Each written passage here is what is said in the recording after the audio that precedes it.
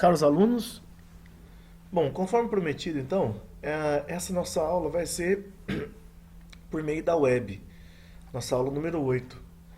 E vamos falar um pouquinho, gente, sobre os grupos e as equipes de trabalho. Bom, primeiro vamos fazer uma introdução sobre o que é o grupo, sobre o que é uma equipe de trabalho. Ah, na verdade, essa discussão, ela inicia falando um pouquinho sobre o nível meso. Tá aqui no slide, né? O nível meso. O que é nível meso? Bom, é o próprio nível de agrupamento, ou seja, a abrangência de agrupamento. No nível individual, quando a gente fala, né, é, em relação às empresas, tratar de uma pessoa apenas, eu falo o nível do indivíduo. Quando é no grupo, no nível coletivo, nós costumamos dizer nível meso, meso organizacional. E quando é no nível da empresa inteira, da organização como um todo, nós falamos do nível macro. Então, nível micro é do indivíduo, nível meso é coletivo, grupal, de equipes, e o nível macro seria então toda a empresa, toda a abrangência da organização, né? Ou seja, a composição de todos os grupos.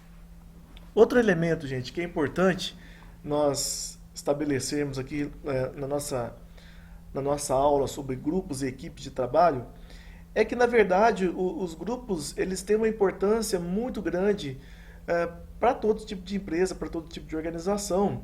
Simplesmente porque, gente, eles são a ponte entre o nível do indivíduo e o nível organizacional. É a ponte, então, entre o nível micro e o nível macro. No meio ali eu tenho as equipes de trabalho.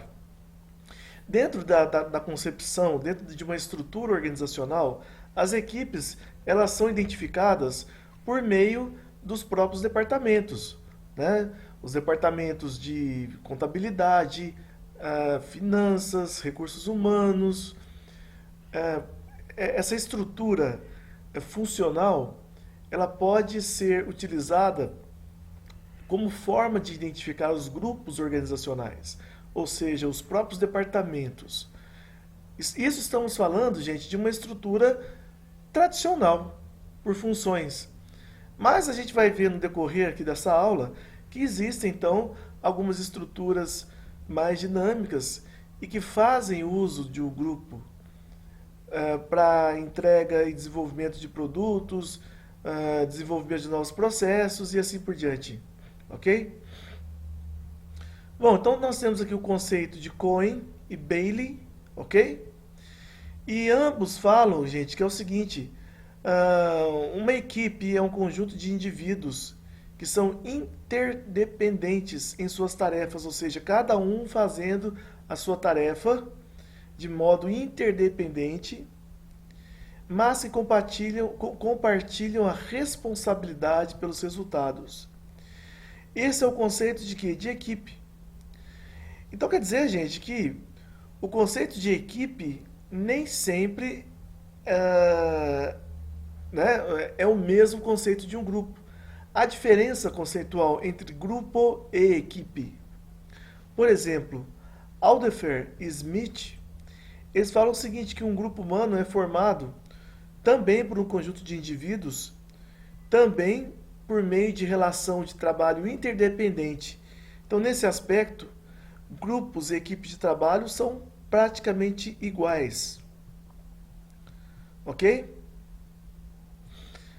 Ele fala o seguinte: a identidade do grupo é reconhecida por aqueles que não fazem parte dele e as relações interdependentes com os outros devem ser mantidas, mesmo se os membros estiverem atuando de forma individual ou coletiva.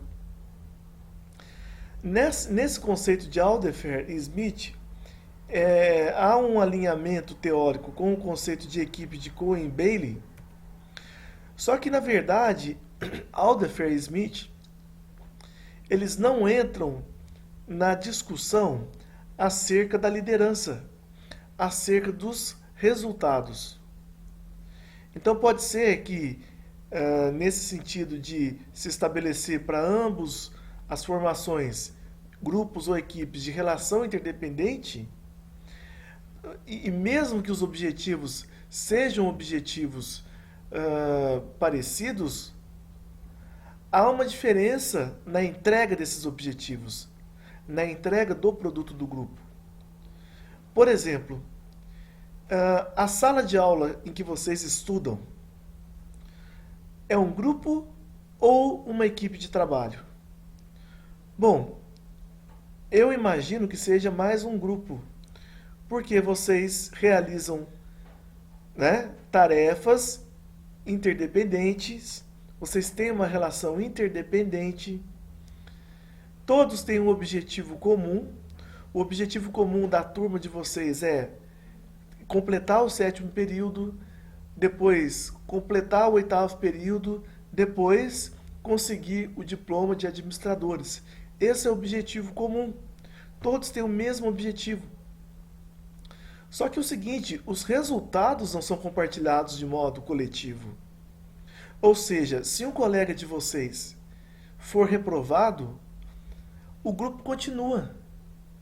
Ele não deixa de continuar, ele não deixa de buscar os seus objetivos porque um membro não conseguiu atingir o seu objetivo. Embora o objetivo seja o mesmo para todos, que é passar de ano, que é formar-se em administração. Agora, alguns livros dizem, por exemplo, que uma equipe tem um líder e um grupo não tem líder. Olha, gente, todos têm líder. Qualquer agrupamento humano tem líder, mesmo se for uma relação dual. Entendeu? Qualquer movimento de agrupamento humano necessariamente terá um líder, mesmo se for combinado entre os membros, que todos terão voz ativa, opinião, sempre uma pessoa irá se destacar em relação à liderança, mesmo de forma ou de modo informal. Ok? Então, dando sequência, grupos ou equipes de trabalho, qual a diferença? Nós vamos ver a partir de agora uma série de slides que vão fazer uma diferença entre uma coisa e outra. E isso vai ficar mais claro para vocês, entre o que caracteriza um grupo e o que caracteriza uma equipe de trabalho. Bom, ele fala o seguinte, nos grupos, a realização do trabalho depende fundamentalmente do esforço individual, enquanto que na equipe depende tanto do esforço individual quanto do esforço em conjunto. Então reforça aquela ideia. Se uma equipe, um membro falha, a equipe toda falha. Porque o esforço é em conjunto. Não existe individualismo nas equipes. Elas caminham junto, elas trabalham junto. Agora, nos grupos, não. Nos grupos, o esforço individual, ele é um pré-requisito, inclusive de competência. Se no grupo uma pessoa falha, ela fica para trás. Às vezes ela pode até ser substituída. E a entrega ou não do objetivo individual não comprometerá tanto os resultados coletivos quanto no caso de uma equipe. Então, por exemplo, uma equipe de projeto, né? Vamos configurar, vamos imaginar uma equipe de projetos. Qual é o objetivo final? É entregar um produto ou um serviço que é fruto dessa equipe de projetos. Ora bem, como que eu vou entregar um produto faltando, por exemplo, determinar o design desse produto? Ou seja, uma pessoa no grupo foi responsável pelo design, a outra foi responsável pelo cálculo estrutural, a outra pessoa foi responsável pela análise financeira. Então, qualquer um, né, dos membros que deixa de entregar o produto à equipe, o resultado final será a falha completa do grupo na entrega desse produto. enquanto que no grupo não necessariamente. Ou seja, a dinâmica de trabalho de um grupo é diferente da dinâmica de trabalho de uma equipe. Mesmo sabendo que a estrutura de formação dessas duas sociedades, né, dessas micro-sociedades organizacionais, são praticamente as mesmas. Mas o seu modus operandi e o seu modus vivendi, ou seja, o seu comportamento, ele é diferenciado. Embora, em determinadas circunstâncias, os membros do grupo possam fazer um esforço conjunto para atingir determinados objetivos, a responsabilidade pelos resultados obtidos é individual. Reforça então de novo a nossa discussão anterior. As equipes de trabalho se caracterizam por ter um objetivo de trabalho compartilhado, ainda que cada membro possa ter metas específicas que devam ser atingidas. A relação entre o esforço individual e o objetivo geral é mais próxima do que nos grupos, também reforçando essa nossa discussão. Vamos lá. Os grupos se diferenciam das equipes na relação que mantêm com a empresa. Os objetivos de trabalho que devem ser atingidos pelos membros do grupo, por exemplo, os funcionários do departamento financeiro. Foco na tarefa individual. Então, eu posso dizer que uma empresa, ela tem uma relação, um grupo, uma equipe, ela tem uma relação com a empresa que é diferenciada. Então ele coloca, por exemplo, aqui que o departamento financeiro ele tem uma relação com a empresa de entrega dos objetivos de relatórios, de metas financeiras para a organização, mas que não comprometem o próprio andamento da organização. Enquanto que uma equipe de trabalho, por exemplo, destinada a um intraempreendedorismo, mesmo se for de circunstâncias financeiras, a falha na entrega desse produto final pode comprometer a própria organização. Então, nós vemos o seguinte, que o grupo tem um foco na tarefa individual, enquanto a equipe tem um foco na tarefa coletiva, mesmo se os membros exercerem metas interdependentes. A meta do indivíduo, ela tem, na verdade, dentro de uma equipe, uma relevância muito grande, coisa que no grupo não existe. Vamos lá. A partir do objetivo definido pela organização, certamente os membros teriam mais flexibilidade conjunta no estabelecimento de mecanismos de ação a serem implementados para atingir o objetivo. Foco na tomada de decisão coletiva. Veja bem, gente, esse conceito, né, essa assertiva aqui, refere-se a quem? A uma equipe de trabalho. Então eu vou até fazer aqui, vou aproveitar o ensejo e fazer uma edição no slide, né? Na equipe de trabalho,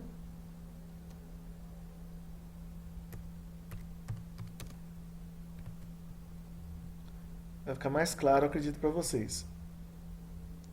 A partir do objetivo definido pela organização, certamente os membros teriam mais flexibilidade conjunta no estabelecimento de mecanismos de ação a serem implementados para atingir o objetivo.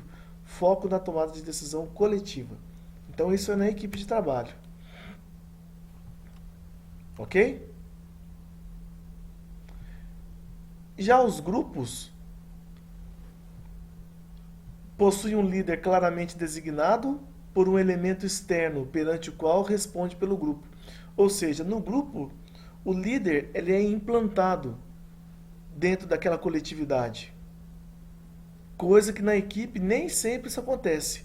Geralmente o líder ele nasce, ele não é colocado, ele não é posto. A força. Existe um tratado, existe um contrato, às vezes oficial, às vezes não oficial. Ok? O grupo trabalha em prol do objetivo da organização, bem como as equipes, enfatiza então os aspectos individuais para o desempenho. Há então o estabelecimento de recompensas e punições, né, coletivas de acordo com a entrega ou não dessas metas. E outro elemento, ter a sua efetividade evidenciada a partir da influência que exerce sobre os outros membros dos grupos da organização. Ou seja, um grupo ele influencia os demais grupos, né, no conjunto da organização. Bom, e as equipes? Como que Gonçalves e Silva e Cornejo eles visualizam as equipes? De forma bem parecida com as anteriores. Eles também concordam que compartilham as responsabilidades, que não recaem apenas ao líder, e isso é um elemento importantíssimo, até porque, gente, tem um outro elemento que diferencia grupo de equipe. Que elemento é esse? Bom, muitas vezes o fato de, né, o líder ter sido implantado dentro de um grupo, às vezes ele é carregado também de uma responsabilidade técnica muito grande. Enquanto que na equipe não. A equipe, pelo fato do líder não ter sido implantado, ou ter havido uma negociação entre os membros de quem vai ser o líder, ou esse membro ele é emergido de modo natural, às vezes é levado em consideração questões muito mais de liderança e motivação do que questões técnicas. Então, por isso que o grupo tem essa característica, em que as responsabilidades elas não podem cair apenas nos ombros do líder. Eu faço uma reflexão, por exemplo, sobre no futebol, numa equipe de futebol, a responsabilidade pelo desempenho dos jogadores é sempre do treinador, que na verdade é o grande líder da equipe. Então veja que nesse aspecto, uma equipe de futebol ela é muito mais um grupo do que de fato uma equipe. O que mais? Trabalho em prol de um projeto específico e próprio, ok? Próprio do grupo, ou seja, próprio da equipe, desculpa. Ou seja, nem sempre no caso de um grupo, ok? Esse projeto será específico e próprio. Pode ser que a empresa mantenha vários grupos com o mesmo tipo de projeto, sem alguma especificidade, sem alguma propriedade. Enquanto que na equipe não, muitas delas são formadas para um tipo de projeto específico. Então eles enfatizam o esforço em conjunto, né, em relação ao desempenho, recompensas e responsabilidades, e tem a sua efetividade evidenciada a partir dos produtos da equipe. Então, eu faço a seguinte reflexão. O que é mais adequado para uma empresa? Uma equipe ou um grupo de trabalho? Nesse slide, ele faz o seguinte questionamento. Quando se usa um grupo ou quando se usa uma equipe? Ora, gente, eu tenho que saber o seguinte. Se uma empresa quer manter um controle efetivo sobre o desempenho do grupo, sobre o desempenho da coletividade, então ela deve optar pelo grupo. Agora, se uma empresa optar por uma coletividade mais dinâmica, mais autônoma, mais independente, ela deve optar por uma equipe. Só que a empresa ela tem que estar ciente da responsabilidade de cada um desses tipos de coletividade. A responsabilidade, por exemplo, que uma empresa tem sobre um grupo é muito maior do que a responsabilidade que ela terá sobre uma equipe. a responsabilidade da equipe é muito mais dela do que da própria organização, enquanto que um grupo não. Um grupo geralmente está à mercê da organização. Ele tem que determinar as suas metas e os seus objetivos de acordo com os interesses organizacionais, de acordo com a chancela organizacional. Não que uma equipe vá fazer o que dá na cabeça. Eles também devem estar alinhados dentro de uma missão corporativa, de um objetivo, de uma visão. Isso é fator importantíssimo também para uma equipe. Mas ela pode escolher qual caminho tomar para atingir essa missão. Enquanto que o caminho traçado pela empresa a partir de um grupo, ele é muito mais determinista. A empresa ela coloca ali o que ela quer, o que ela espera de fato em relação àquele grupo que ela ajudou a montar e a desenvolver. Bom, então nós temos aqui um quadro que é um resumo, né? Depois eu peço para que vocês dêem uma analisada melhor nesse quadro aqui, reflitam mais, né, no momento que vocês estiverem estudando, reflitam mais sobre esse quadro resumo, que é um resumo de tudo isso que nós falamos até o momento. Bom, agora nós vamos falar um pouquinho de formação coletiva em função do tempo. Algumas equipes temporárias, né? Vamos dar uma olhada aqui, gente, nessas equipes temporárias, que são geralmente equipes destinadas a trabalhos muito específicos, né? Objetivos muito específicos dentro de uma dinâmica organizacional.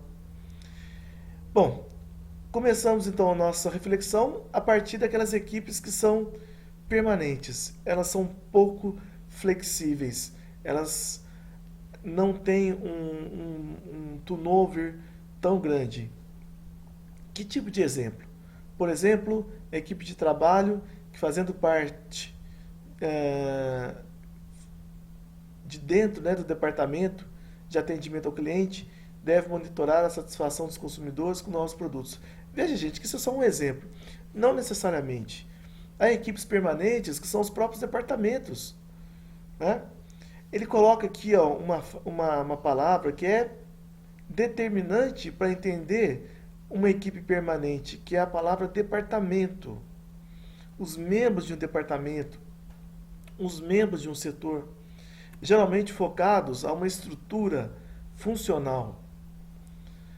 Equipes de trabalho, cujo objetivo é executar tarefas que devem ser realizadas para permitir a efetividade da organização. Equipes de desenvolvimento, criadas com o objetivo de incrementar a efetividade dos processos organizacionais. Então quer dizer que o tempo que se destina às equipes permanentes em relação às equipes de trabalho é que a equipe permanente ela é criada dentro de um fluxo de trabalho contínuo, burocrático, ao qual a organização não pode abrir mão. Enquanto que, às vezes, as equipes de trabalho, equipes de desenvolvimento, elas não têm essa característica de permanência, elas não têm essa característica de responder de modo tão lento em relação ao seu processo de formação quanto as equipes permanentes. Eu posso, por exemplo, criar uma equipe de desenvolvimento para implantar um processo de mudança organizacional ou para implantar uma ferramenta de gestão, por exemplo, ferramentas de qualidade, selos de qualidade, implantação de um novo modelo de cultura ou de um novo modelo de negócios. Pode ser que essas equipes de desenvolvimento elas tenham uma vida útil de 2, 3 anos, 5 anos, mas elas não podem ter essa característica de permanente. Elas podem até durar muito tempo, mas não estabelecer um departamento, por exemplo, denominado Departamento de Trabalho ou Desenvolvimento de Processos. Né? Geralmente isso não é tão comum nas empresas. Pode até ser que tenha, mas não é tão comum. Então são equipes já com um grau de flexibilidade maior em relação a essa concepção de equipes permanentes. Um outro modelo que nós temos são os grupos força-tarefa, que podem ser grupos ou equipes. Geralmente eles têm uma característica de grupo, em que o líder deve ter uma abordagem mais técnica, porque elas são próprias, como Aaron e McGrath dizem, para apagar os incêndios dentro de uma empresa. Não um incêndio literal, né? Mas um incêndio conceitual. Por exemplo, uma nova força competitiva, um novo cliente que chegou desestruturando as vendas de uma empresa, novos processos mais dinâmicos, novas tecnologias, novos softwares, né? Às vezes as empresas têm que fazer uma força-tarefa, por exemplo, para eliminar algum tipo de gargalo organizacional. Eu me lembro, por exemplo, que um grupo força-tarefa ou uma equipe força-tarefa é, comum era quando a empresa ia fazer o seu balanço anual. Então tinha que parar a empresa inteira, fazer a contagem de todo o estoque, fazer o levantamento dos ativos fixos da empresa, e isso dá muito trabalho. Apenas a contabilidade não daria conta de fazer isso tudo. Então a gente montava um grupo chamado Força Tarefa como suporte ao departamento de contabilidade, exatamente para entregar os números para poder fechar o balanço anual. Então eles têm uma característica muito específica, né? Às vezes duram médios prazos, 3, 4 meses, não tem uma duração muito longa. E uma empresa, se ela estiver fazendo um uso exacerbado, né, excessivo de grupos força-tarefa, pode ser que alguma coisa errada esteja acontecendo com aquela empresa. Porque o grupo força-tarefa não é algo natural de se usar, não é algo que deva virar uma rotina dentro de uma empresa. Bom, nós temos, por exemplo, a formação de equipes em função da estrutura. Ele fala o seguinte: o elemento mais importante são os indivíduos e as suas relações interpessoais positivas, consideradas fundamentais para o sucesso da tarefa. Um segundo elemento de importância é a tecnologia traduzida nos conhecimentos ou habilidades específicas dos membros. Então quer dizer, gente, que quando nós estabelecemos que as equipes elas têm como um elemento primordial o conhecimento, é porque para a sua sobrevivência elas dependem de relações interpessoais positivas, principalmente no momento do compartilhamento desse conhecimento com os demais indivíduos. Isso é típico o quê? Das equipes. Então, equipes devem ser formadas a partir de indivíduos que têm uma facilidade interpessoal muito grande e que tenham também um conhecimento muito grande. Porque para que uma equipe funcione, há de se haver um compartilhamento de conhecimentos e habilidades específicas entre os membros. Então, uma equipe ela não funcionaria, por exemplo, sem esse compartilhamento. O que mais? As tripulações. As tripulações são interessantes. O elemento mais importante é o objetivo. Em segundo lugar, a tecnologia, que é considerada complexa. Então quer dizer, gente, que as tripulações, até tem aqui uma tripulação de um ônibus espacial, né, da NASA, né? O elemento principal aqui não é o compartilhamento dessa tecnologia, desses conhecimentos, mas sim o foco no objetivo. Qual que é o foco de uma tripulação? O foco de uma tripulação, quando você entra em um voo, por exemplo, de Campo Grande a São Paulo, você tem ali uma tripulação que às vezes a tripulação ela não se conhece entre pilotos, ah, comissários de bordo e pessoas que dão suporte ao voo. Às vezes, não a rotatividade, mas a escala de trabalho deles não permite uma formação de equipes a partir de relações interpessoais, mas sim a partir de questões muito práticas, como o objetivo de, por exemplo, sair de Campo Grande e chegar até São Paulo. A hora que essa tripulação escalada no voo tal atinge o seu objetivo, a tripulação ela se dissolve imediatamente. O comandante vai para outro voo de São Paulo até Recife. Os comissários de bordo vão para outros voos distintos e ali irão encontrar outros comissários e outros comandantes.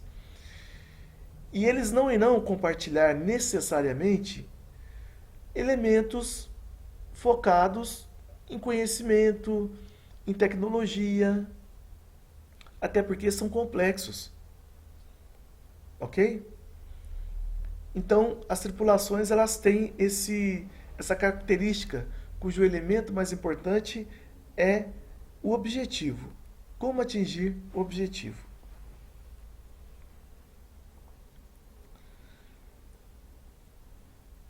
Os estágios de desenvolvimento das equipes de trabalho. O primeiro estágio, então, é a formação. Vamos falar rapidamente, porque o vídeo não pode ficar muito pesado. Então, gente, quer dizer que as equipes, elas têm que ter uma motivação para dar início à sua formação, né? Há uma série de elementos aqui que devem ser mais ou menos estabelecidos. O início das regras são estabelecidos aqui. Há características, por exemplo, de incerteza. O grupo não sabe exatamente que caminhos tomar. Tudo ainda é muito subjetivo, até porque não há tantas normas, tantas regras, tantos procedimentos. Esses deverão ser construídos a partir da sua fase de formação. Cabe ao grupo analisar elementos legais, por exemplo, né? Se uma empresa está interessada em estabelecer qualquer tipo de produto novo, ela tem que analisar toda a legislação referente àquele produto para saber exatamente o que ela pode oferecer a partir dos parâmetros legais. Bom, a segunda fase é a fase do conflito. Então quer dizer que ao mesmo tempo que esses procedimentos, o grupo está nascendo, há muita controvérsia. A negociação ela é um elemento fundamental.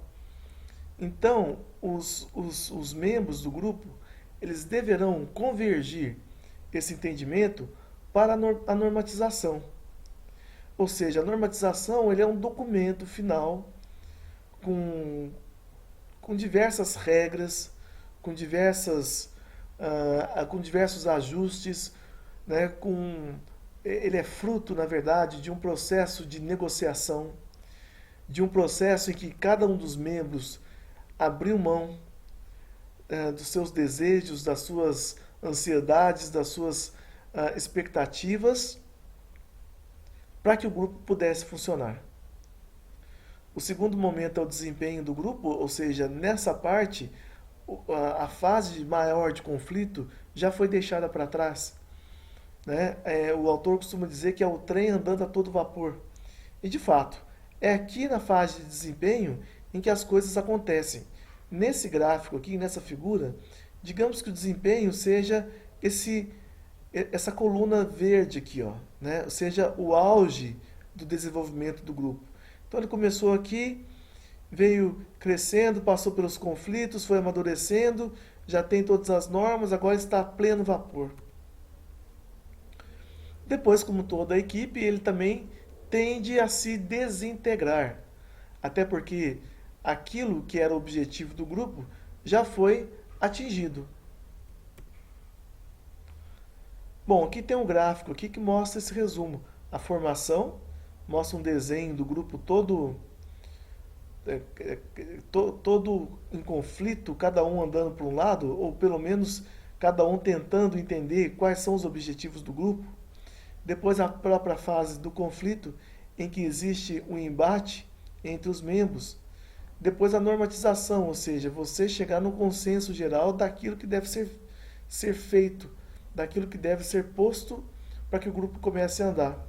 O desempenho, que é exatamente essa figura em que mostra uma dinâmica, uma, um comportamento cíclico e dinâmico, em que o grupo começa de fato a atingir todos os seus objetivos propostos a partir da normatização. E depois a desintegração, ou seja, quando tudo for entregue para a organização e não restando então nenhum outro objetivo para que aquele grupo ou equipe possa atingir. Os elementos que mais afetam então a estrutura das equipes de trabalho são as normas, ou seja, são elementos imprescindíveis, né? Todo grupo tem que ter norma. Até porque, gente, a norma ela é um elemento que tira a responsabilidade da pessoalidade. Um grupo sem norma, o líder ele sofre muito. Porque ele tem que estar todo momento apagando incêndios, ele tem que estar todo momento se justificando por que determinada decisão foi tomada. Agora, se existe uma norma, que é uma norma consensual, esses processos de tomada de decisão, eles são mais aceitáveis. As pessoas tendem a ser menos pessoais.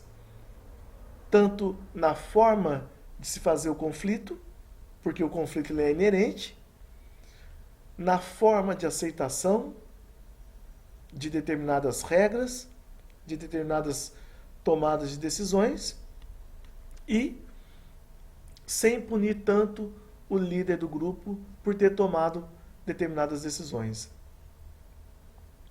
Os papéis. Ele fala o seguinte, geralmente é na fase da negociação, vamos voltar ali um pouquinho, gente. A fase da negociação é aqui, ó, né? O conflito. Quando os papéis a ser desempenhados por cada membro são estabelecidos. É lógico, se eu tenho uma equipe, eu vou ter provavelmente um cronograma e eu vou ter os estágios desse cronograma e cada um então será responsável pela entrega de um desses estágios. Outro elemento que é inerente ao grupo é o prestígio e status, ou seja, o reconhecimento social, dado a um membro ou uma equipe como um todo. É elemento fundamental para um grupo. Um grupo que não tem o seu reconhecimento social, ele não tem a percepção da entrega efetiva do seu resultado. Né? Então, eu já vi, por exemplo, alguns grupos, algumas equipes de trabalho não terem o seu reconhecimento social e, por ser uma necessidade já identificada por Maslow, já identificada por Herzberg, por McClelland, por McGregor, por Alderfer, é possível que o grupo ele entre num processo grande de desmotivação e insatisfação. Ele sempre questiona, para que fazer? Se nem um reconhecimento da organização será dado por todo o nosso esforço. Bom, pessoal, era isso a nossa aula. Aguardem a atividade que eu também irei postar lá na nossa página do Facebook. Tá bom? Um abraço a todos e bons estudos.